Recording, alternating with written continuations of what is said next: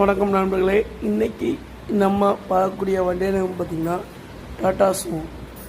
வாங்க வீடியோக்குள்ளே போகலாம். இந்த வண்டி பார்த்திங்கன்னா 2012ங்க. 2 ஓனர் கண்டிஷனில் இருக்குங்க.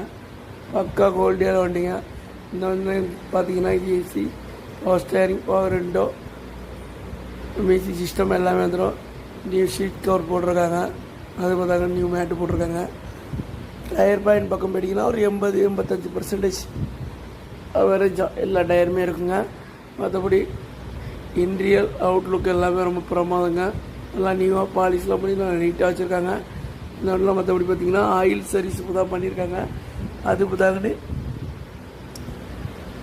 பேட்ரி நியூவாக போட்டிருக்காங்க. சரிங்களா.